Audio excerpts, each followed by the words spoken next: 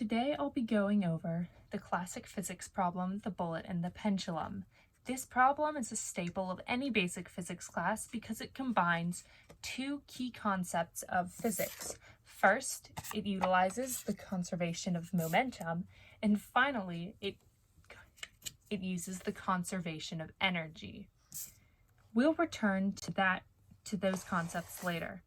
First, let's take a look at what exactly is going on in this problem. In this problem, a bullet of small mass, which we'll call little m, is fired with some initial velocity, v initial, into a pendulum or a block with a much larger mass, which we'll call big M. In this problem, the bullet totally inelastically collides with the block, which means that they swing off with some final velocity v together. And in this problem, the bullet and block system will rise to some final height h above its initial height. In this problem, we're trying to solve for the initial of the bullet. Now, let's take a deeper dive into what exactly is going on in this problem. In the second step here, where the bullet is colliding with the pendulum, there is conservation of momentum.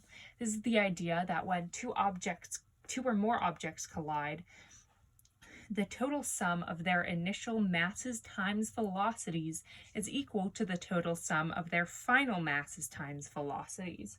We can use this concept to find that the final velocity of the bullet block system is equal to to the little m times the initial over little m plus big M.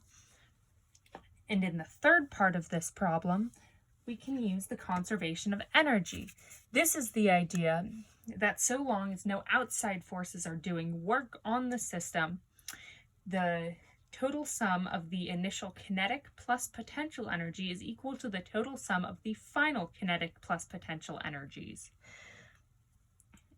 In this problem, we can use conservation of mechanical energy, where the only kinetic energy is the initial kinetic energy caused by the collision, and the only potential energy is the final gravitational potential energy caused by the rising block.